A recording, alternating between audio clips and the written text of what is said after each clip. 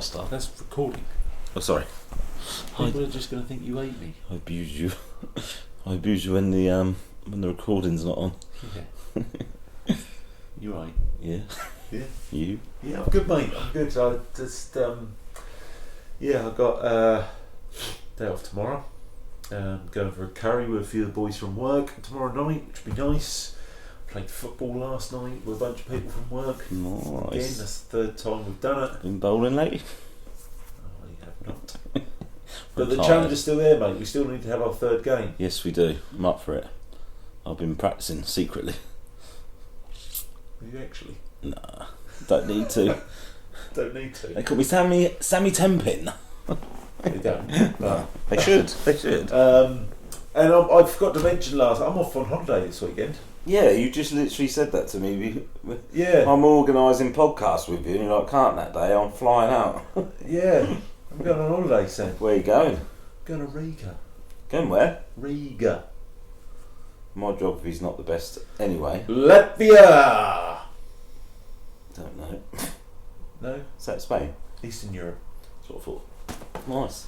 Was Was it hot there this time of year? No, it's super cold. Ooh, ice bath? Maybe.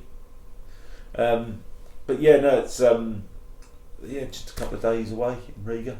Nice. Who's that with? Friend from work. Nice. Just a little trip away. Should be good. I'm quite looking forward to it. It's Very random. Yeah, it just kind of caught me off guard a bit, really, because I I stay busy anyway. I've always got random little trips going on, and I'm all over the place. But yes.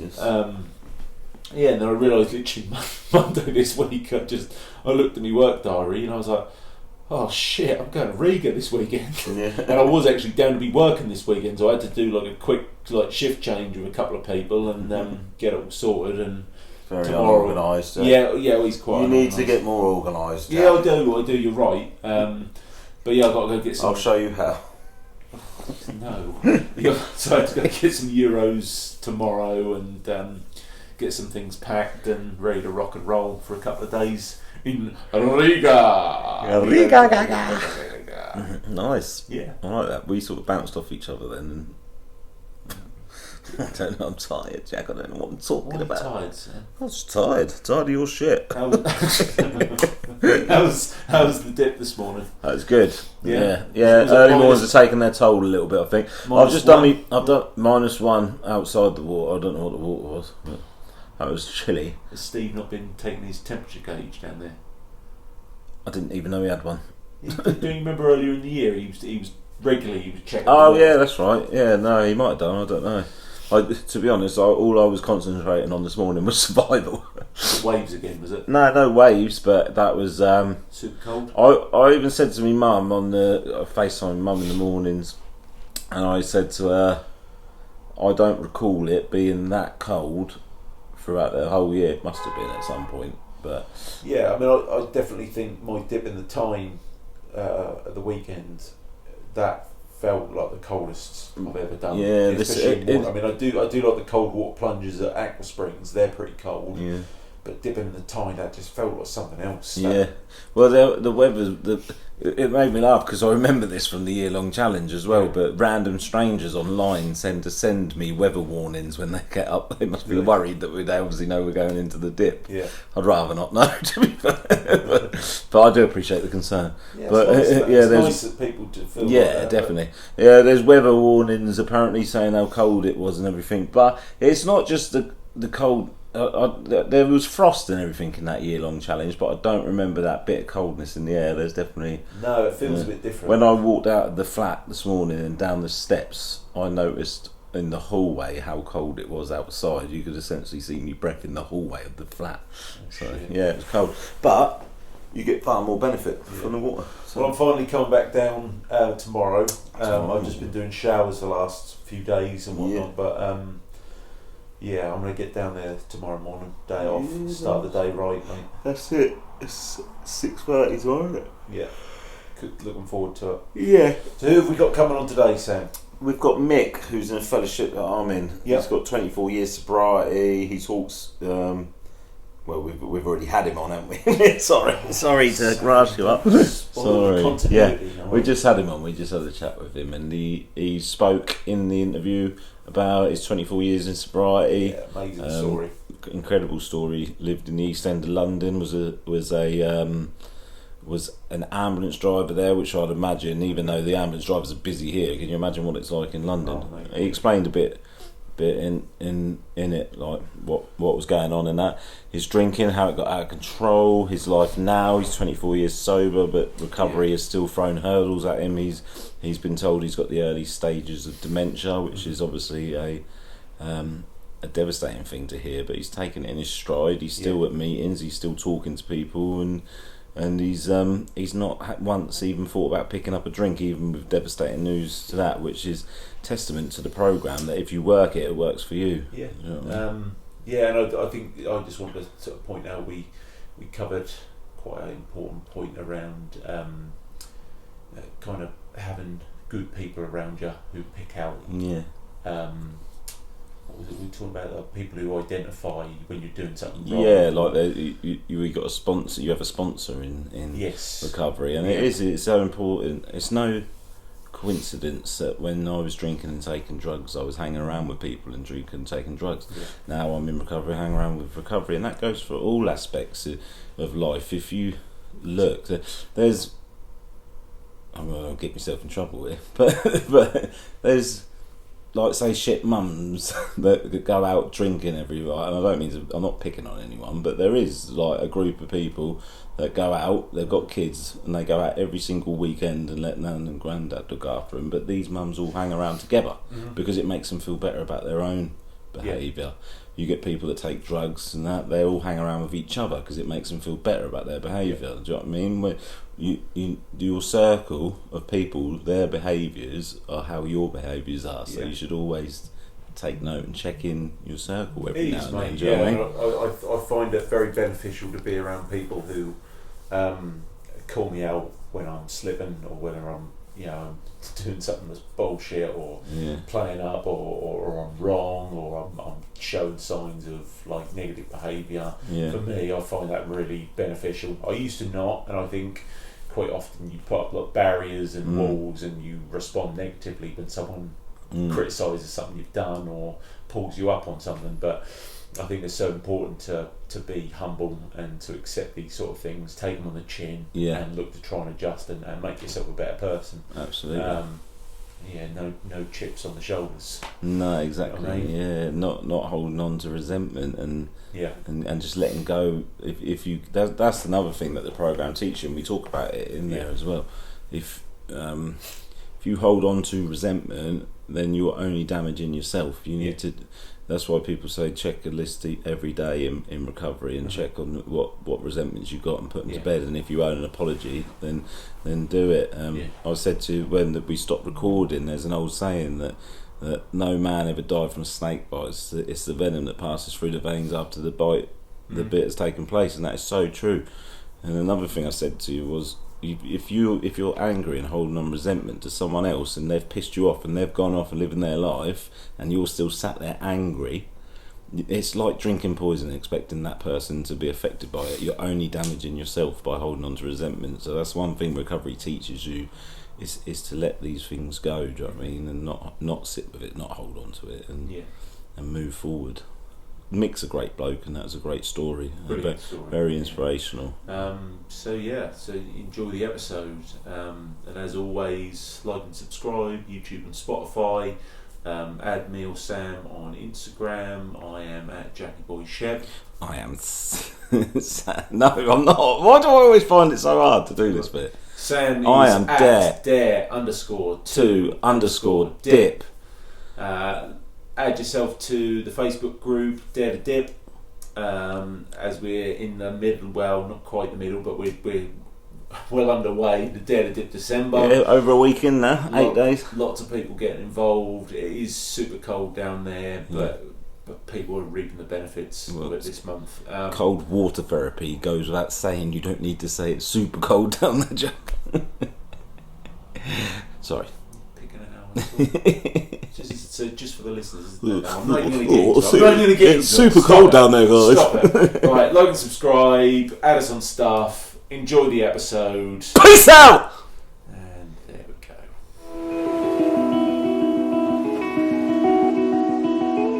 Sam. I'm Jack. This is Dare to Talk, and today we've got Mick with us. I'm Mick. You all right? Mick's in one of the fellowships that I go to. I won't mention which one, but you've been sober for a number amount of years now. 24 years, isn't it? 24 years, just over. Yeah. And there's quite a bit to your story. We'll get to it, but we'll start off a little bit about your background, really, and where you grew up and how your relationship changed the way it did with booze and where you're at today. From an alcoholic family. Well, not family. I mean, my dad was a pub drinking alcoholic.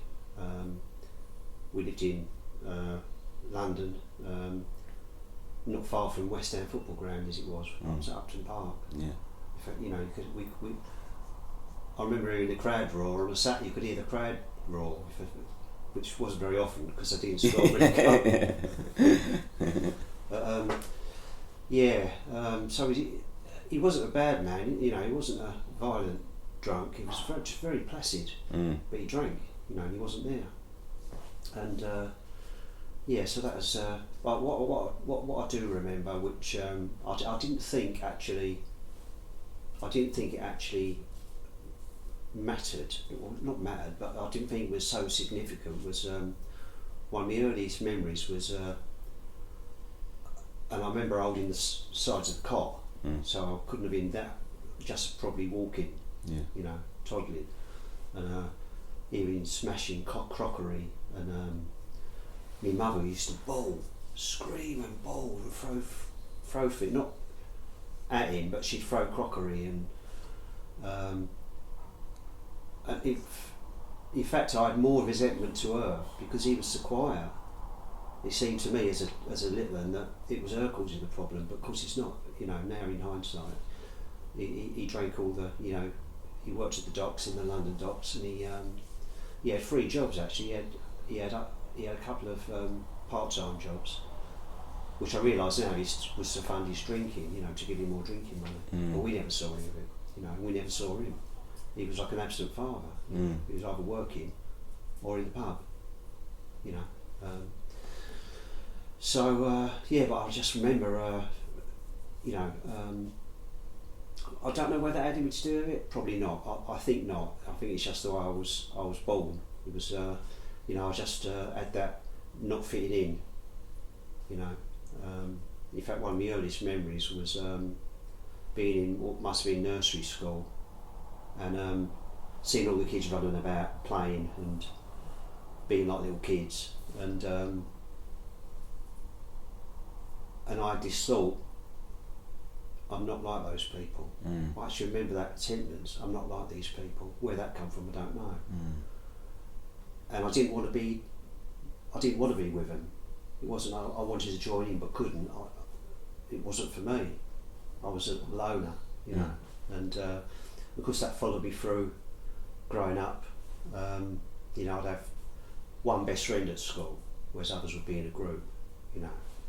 Even my sports, you know, I excelled at sports where you do things singly, like, you know, I ended up doing athletics, you know, I ended up playing tennis, you know, not team sport.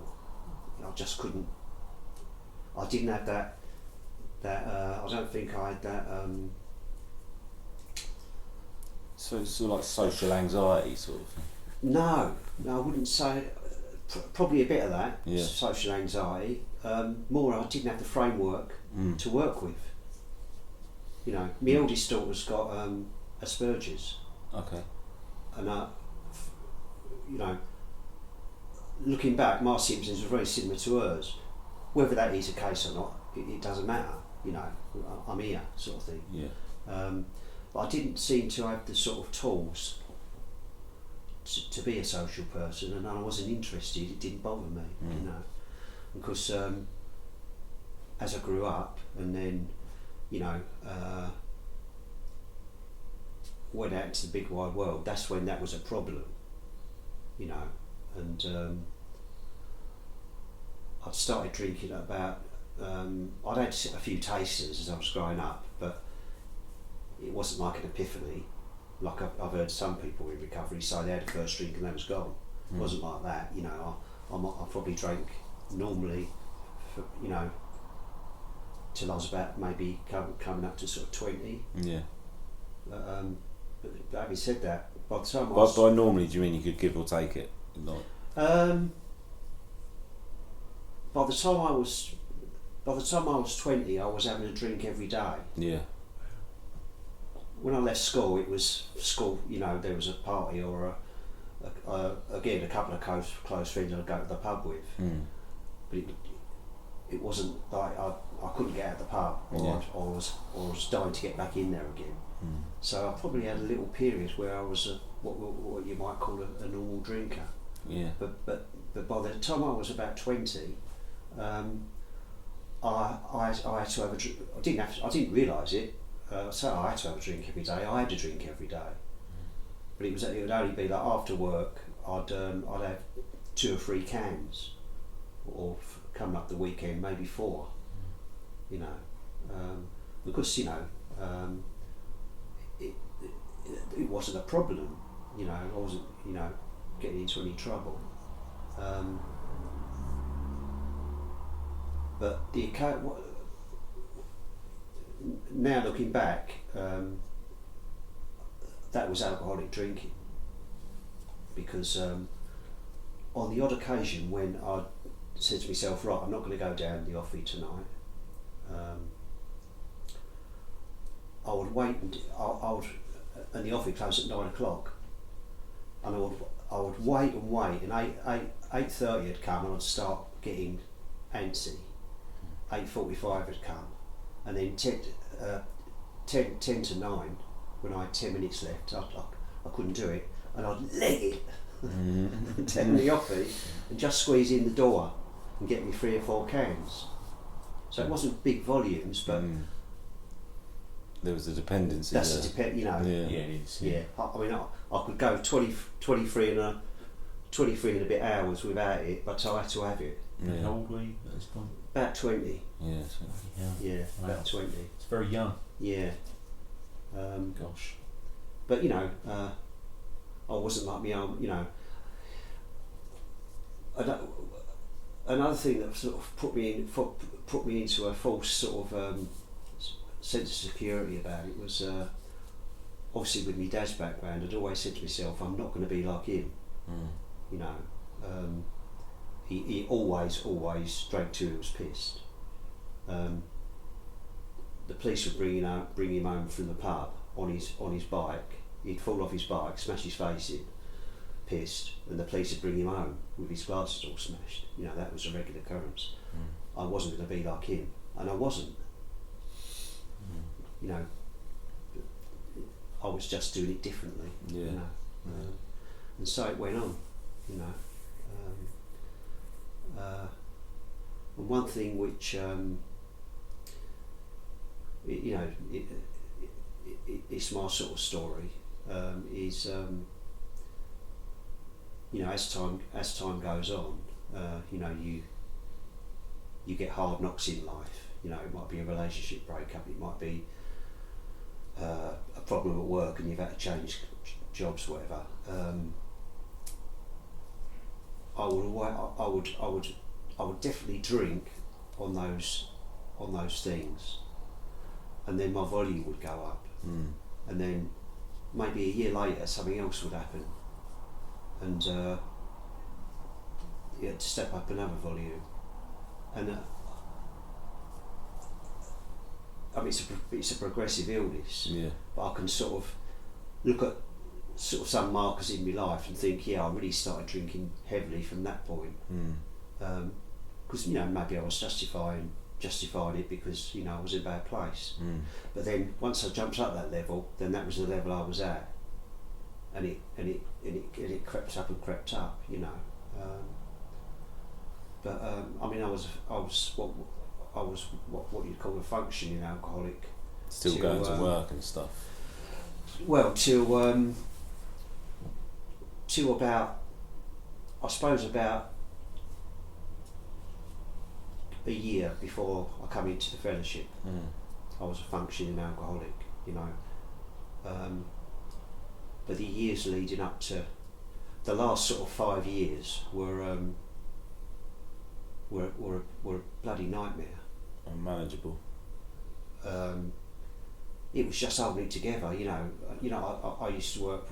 I was working for the ambulance service at this time, and in Hackney in London.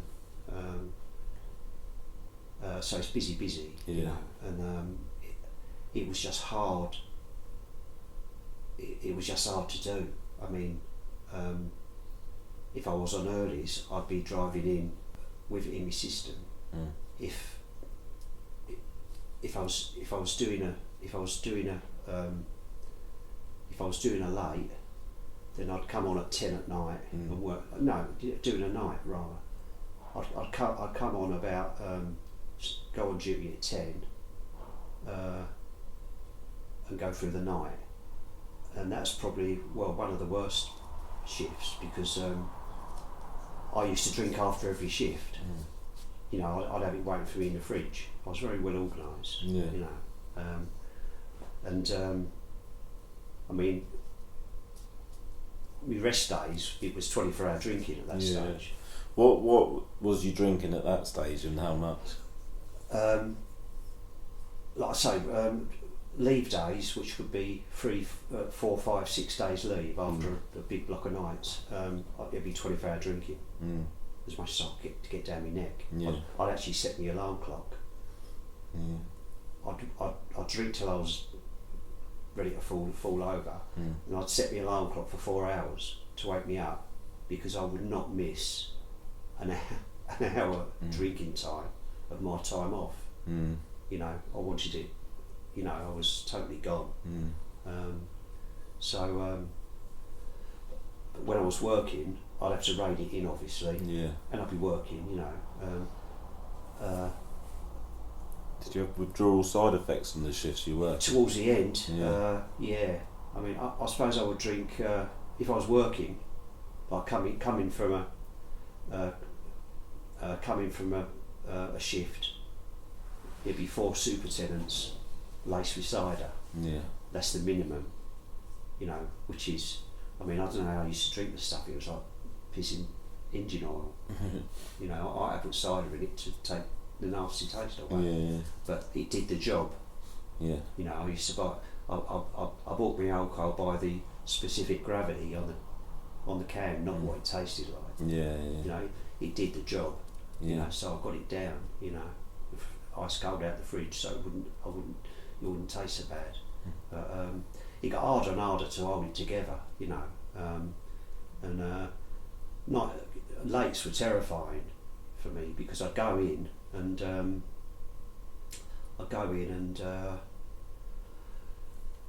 on a night duty in that area, you would always come into contact with the police. There'd be someone collapsed behind locked doors, an RTA, something had happened, and you'd meet up with the police. And I used to thank God for the chilly nights, because I used to blow my breath. If there were police about, I'd blow my breath in the air, so I'd see the steam. Yeah. And I'd stand downwind, so the coppers couldn't smell my breath. Yeah. Because I knew I reeked of alcohol. Yeah. You know, and it was terrifying. You know, because I knew if I'd have got caught, they'd have thrown a book at me. You know, and I'd have been out of a job, out of my career. Did any of your colleagues ever cotton on to any of that? Well, see, it was a hard drinking environment. Yeah. There was a pub across the road opposite the gates of the station, and a lot of people went over the pub after their shift anyway. But I only had a pint or a couple of pints. Yeah. But there were quite a few hard drinkers on my sort of watch. Yeah. And so it wasn't unusual for someone to come in over the limit, you know, a bit bleary eyed. But you know, earlies were a nightmare. You know, I won't go on about it, but I'll tell you, I mean, this is how bad it got. I'd got in. I don't remember driving into work. I was in blackout. I don't remember driving into work, checking the vehicle, or taking the first job. I came out of a blackout, came sort of conscious, aware, having just driven through a red light with me two tones and sirens on, answering an emergency call. And I remember looking over my shoulder, coming to, and saying to myself, did I just come through a red light? And I stopped all the traffic and gone through safely. And the patient was ill. It was something like a heart attack, you know. And I remember we went and got him, glued him in to the Homerton, and as we were as a crash team waiting, and as we were hoofing him across onto the resus bed, the waft of alcohol come up, and the sister said, "Oh, fucking hell, he's been drinking," meaning the patient, and I just kept my mouth shut, and he got the blame, you know, because I've been exerting myself. It was sort of probably coming out of my pores, you know, and that was probably 3-4 years before I come into recovery. You know, and I loved my job. You know, it was a vocation. I absolutely loved it. It was me everything, you know. Then I wouldn't have done anything else. But I had no choice. That's the thing. I had no choice in the matter. I had to drink, and despite you know, it being my career and the job I loved, it takes second. Well, you know, I had no choice. It's a compulsion. All I could do was really sort of try and make it as tidy as possible, and I would start. The cracks were beginning to appear, you know, and I didn't even know that was a blackout. I only learned that was a blackout and what a blackout was until I come into the fellowship. And I heard people sharing. And I thought that's what. I think a lot of people learn the things about themselves in the fellowship. That's what's so good about it, isn't it? And I understood that a blackout, you know, you're on autopilot. You're aware you're talking, you know, performing tasks as you would normally, but you've got no recollection. And very scary. Oh, you know, I could have killed myself. So was that kind of the turn, that moment, or was it? It wasn't. No, 4 years, you said, didn't it? Another 4 years. No, 4 years. You know, I just sort of I pushed it down and brushed it under the carpet. And got on with it, because that's what I did. So I'm guessing did you have more experiences like that? Or did that make you adjust how you were drinking, or? I had strategies. You know, the problems would come after. You know, if I'd had sort of 5-6 shifts off in a row, then, you know, the gloves were off. You know, it was I was at it. You know, with a vengeance. And what I would do is I would stop drinking. I'd sort of try and calculate it. I'd think, right, it will take me 8 hours to get this out of my system, plus another couple of hours to get my head clear, and that should be enough. But of course, you know, it doesn't work like that. Especially as time had got on, you know, my health was not as good. You know, my body wasn't sort of my liver. I know my liver wasn't functioning, so I wasn't actually. You know, it was taking me really sort of 2 days to get over a binge like that. At that stage, you know, at that stage,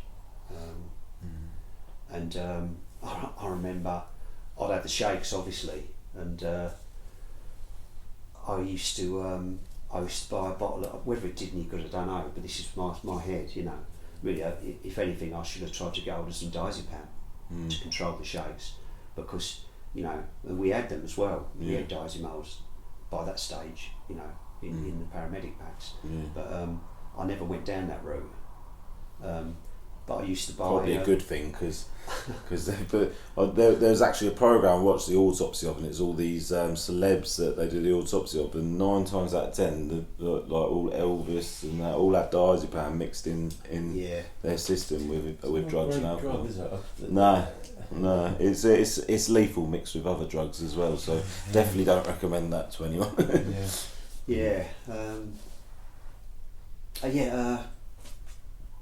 I used to buy a bottle of night nurse stuff because it makes you sleep, knocks you out, and I remember I took it, you know, for the proper reason, and it made me feel sort of quite loose and quite relaxed after I'd taken it. So I'd try and work it so that I'd have enough time to recover. You know, quit drinking at a certain time, and I'd have a bottle of night nurse down my neck, which is you know, that's got to be bad news as well. You know, liver damage. What actually brought me crashing down was I had an incident.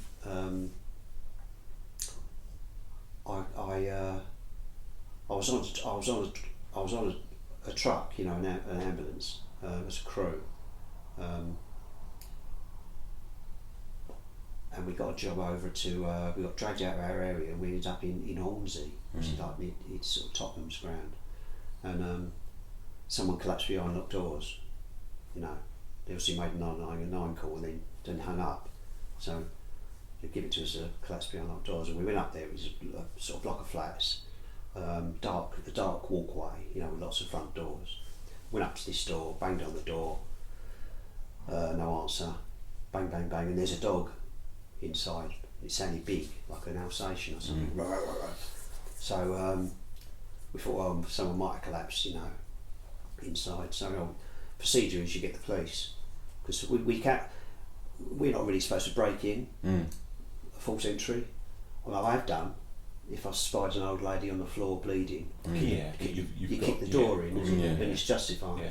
But you know, this could have been a hoax. You know. Anyway, we called the police to come with a dog noose. You know, to sort of get the dog and break in. You know, false entry, and that took about half hour. And we were banging on this door, you know, in case the person was asleep or was pissed. You know.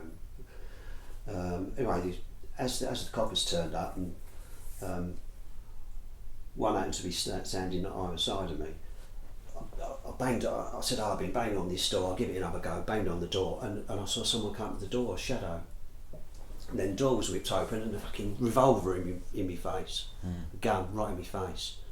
And it was a woman, and she was obviously drunk. And without being sexist, it's not a good combination. And it was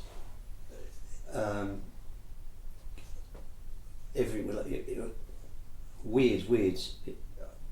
It was too quick. It happened too quick for it to be scared.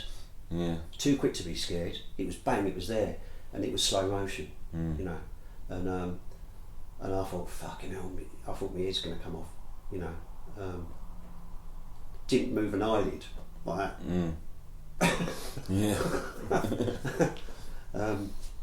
And one of the coppers started talking, saying, you know, don't point that, put down. And he sort of was moving, and he whipped it out of her hand. He grabbed it and pulled it out of her hand, and they jumped on her and put cuffs on her. And me and my mate was like, oh, what happened there, you know. And that was the start of my downfall. That's when it all crumbled. And who wouldn't drink? That's the big. That was my big out. Well, who wouldn't drink like a madman? I've drunk like a madman anyway. But anyone would drink who'd been through that. So it's like an excuse. Yeah, absolutely an excuse. I mean, you know, when I got sober and I stayed in the service, I faced not the same, but I faced several situations that were quite hairy, and I dealt with them as a normal person would deal with them without the. So it was an excuse. To go off the rails further. It wasn't the event. I mean, I had no animosity towards the woman because she was obviously very ill. And she got sectioned. You know, and she, the poor woman, who God knows what was going on in her head or what she was seeing. I had no animosity to her. I had animosity towards our officers. Because an officer turned up and he said, "Oh yeah, you know, you're both all right. You know, have a cup of tea, get your asses moving. There's emergency calls waiting." And he didn't even send us back to station for a coffee and a sit down. You know, now that sort of thing happens today. You're in counselling straight away, both of you. You don't even get a choice, you know. And that's what hurt me. Was that they didn't care about me. We just, you know, get your ass out and get some more. So it's made you feel like a number. Yeah, absolutely. And I drank myself into a stupor over several weeks. Went off sick and drank even more, you know. And I suppose it was probably about a 2 or 3 month period of doing that, and that's when I come into the fellowship. You know, totally broken. Totally broken. You know. No, and you took to it very well. You've took to it very well. So when was that? When you first? That'd be 24 years ago. Yeah. I have trouble sort of putting a date. We'll explain that in a minute because I spoke to you before and you didn't mind saying it. I know you're struggling at the minute. But you've done really, really well. I just wanted to say that. That's brilliant. Well, everything but I know you're struggling at the minute, and in meetings some days are worse than others because you're actually going through something at the minute, aren't you? Not sure what it is. I've had sort of scans and what have you, and the GP sort of the way they were sort of talking to me, it was like early dementia. All the signs and symptoms. You know? And I've had to quit driving because I'd get in the car, set off somewhere, and I'd forget where I was going. Or if I'd been, or where I was going, or what I was going for. And you know, getting disorientated on roundabouts. Concentration. I can't really do two things at once. You know, a good example was of how it is the doctor gave me this test. And he asked me to remember an address and a postcode, and then about a minute later, after he'd asked me some other sort of questions, he said, you know, I was trying to remember this address, so I was saying it over and over in my head, and he said to me, draw a clock face, and I couldn't draw a clock face. I drew the circle and I got the numbers wrong, you know, and I've wanted to watch since I was about 7, you know. I can tell you the time and I could draw it now, but when I'm actually trying to remember something else, that sort Can't of do two things. So driving became sort of very difficult. I find sharing sometimes difficult because if I'm sharing back with someone, you know, as someone's sharing, there'll be half a dozen, 10 things that I'd like to share back on. But you forget, whereas before you did it. So I focus on just one or two. So you're adapting to your new way of life at the minute. So I'll just share on the one, come back and share on the one thing. And if I can jump onto another thing that I thought was to share, but sometimes I can start a sentence and be sharing. I'll start a sentence, and before I ended the sentence, I forgot what I was saying. That's happened. You know, must be so frustrating for you as well. But well, even though you've been going through that, though, you still make your time for the newcomer, and you still make time to go and speak to everyone in meetings and that, and that's very inspiring for everyone else in the rooms. I know you're very well thought of in where we go and that. So. That's that's nice. That's nice to know. That's been my recovery for many years. Yeah. You know, early on, I was told. Well, I wasn't told. I was made. Yeah. I had my arse kicked out by my sponsor to do service, and I'm not a social animal, and the service was being tea maker at a big meeting in London called the Fridge, which is like, it's freezing cold in there, obviously. And why do they call it the Fridge? It's quite a big East London meeting, and on Saturday night there could be 60, 70 people there. Bloody hell. And he kicked me out. He heard they needed a tea maker, so he kicked me arse out. I'd never done service before. He said, "Get your arse down there. They need a tea maker." Yeah. And I was like terrified, Yeah. absolutely terrified. I bet. But within a few weeks, I was going to like it, and I ended up loving it. Yeah. And I've done service ever since. Yeah. And they do say service is a very important part of recovery. yeah, absolutely.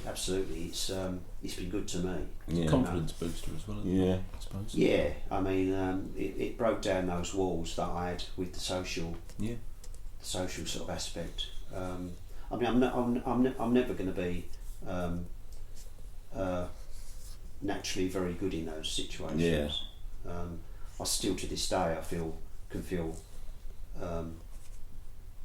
out of depth in them sort of situations. Yeah. You know, but not funny enough, but not with people in the fellowship. Yeah. You know, it's that common. Yeah, it's everyone's in it together. Yeah, we had a bloke who was doing service, and he was like you. He was very nervous about it, and he didn't even like talking to people. He used to shake when he spoke to him, and that weren't because of the booze. That because he was nervous talking. But he agreed to do the teas and coffees, and he went home one weekend and he practiced all weekend to make tea. And he come back to the meeting on a Tuesday and everyone had a coffee, not one person had a tea. And I didn't know he was doing that, otherwise I would have ordered one. But, yeah. But it's a magical thing, isn't it? Especially with getting involved with service and stuff like that. I think I learned. I had a really great sort of mentor, really. Yeah.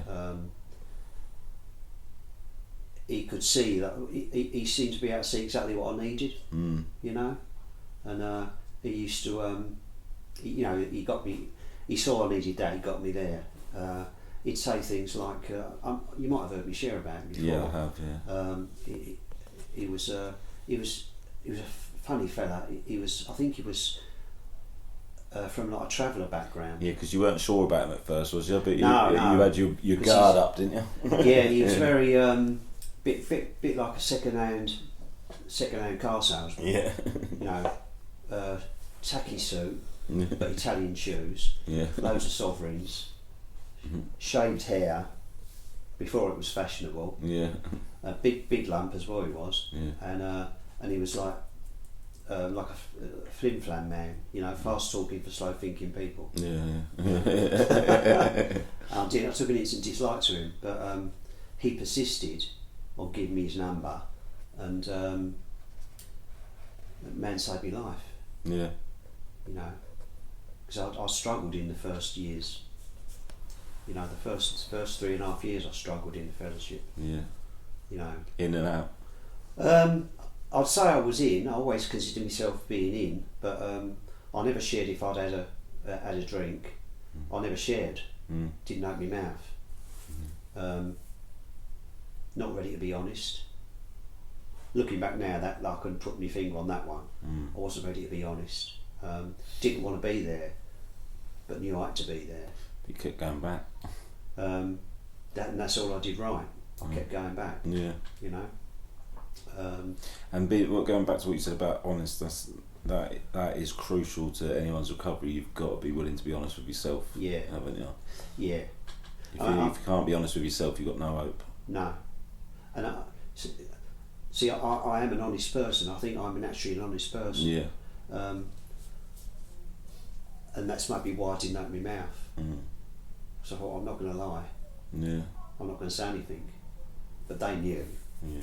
Everyone knew what was going on, just from, you know, it's what people don't say often. Yeah. That, you know, and you know, when I was finally ready, I'd had my last relapse. When I was finally ready, I met this guy, you know, who became my first sponsor, really. And he was tough, you know. He was tough with me, but he got to know me first. We were friends first, and he had a wicked sense of humour. He was from a traveller background, so he was ducking and diving, making bloody hanging baskets, doing gardening for people, doing phone books, lots of all that nonsense. And of course he dragged me along, and I'm back at work by now, and so this would be on my day off. You know, I'm turning up to his house in the pissing rain on my day off at 7 in the morning to deliver phone books for 1p each. And he opens the door and he says, "Mick," and he quakes me sober. And he lit up. Yeah. He loved recovery. Yeah. And he was always saying that, and he quaked me sober, saying that, "Mick, and he quaked me sober." And he'd be dragging me around with, you know, helping him out with all these jobs. And all the time it was AA talk, you know. It was recovery, you know, 24/7 with him. Yeah. And he loved it. Absolutely, it exuded.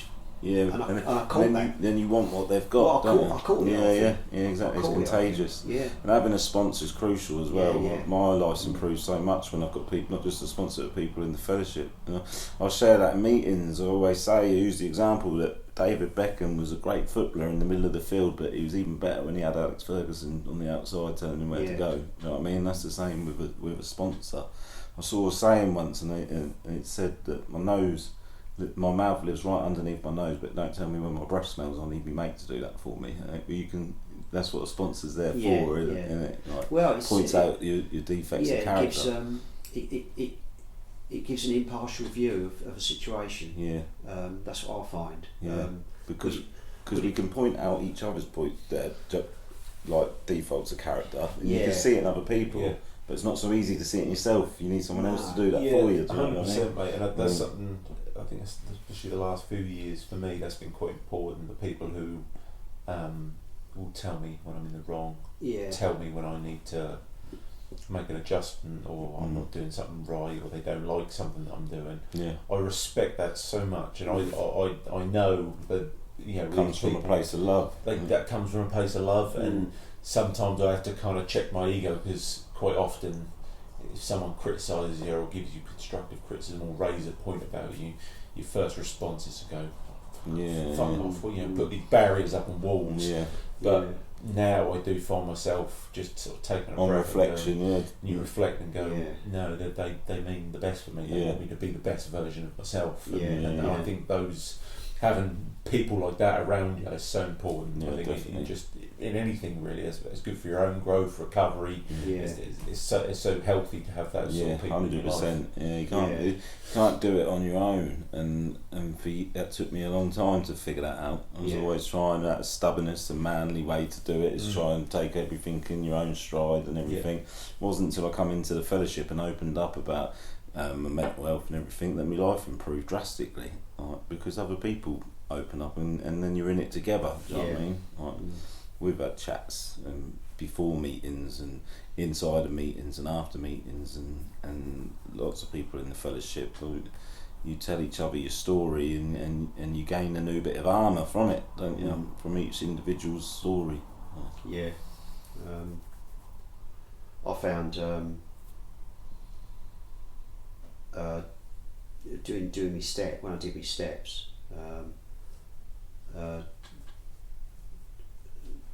I did my step 4, and my sponsor was going through it with me, and there were instances in there. There was sort of there were things in my step 4, and obviously I had resentments, you know. And a good example is when I was young, I had my first real girlfriend, and I just started work, and her parents, it wasn't they didn't like me, but I wasn't good enough, really. But we were quite serious, and we ended up getting a little bedsit together. Yeah. And they tried everything to sort of pull us apart, you know, and they'd even do things like arrange for her to go down and stay for the weekend, and then her ex-boyfriend would magically turn up, who's got a Porsche, Really? Yeah. and his own house, and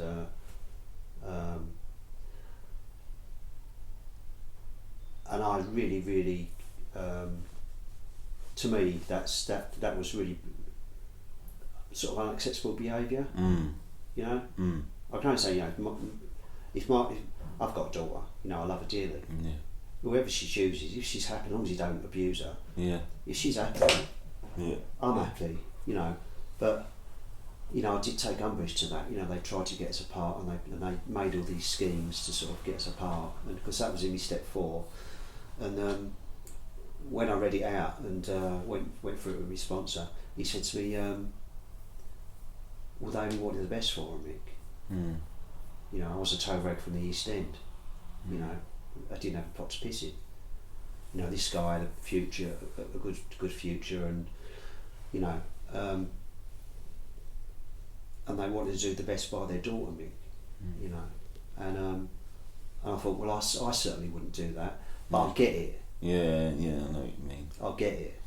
Yeah. You know, so having that totally impartial view with a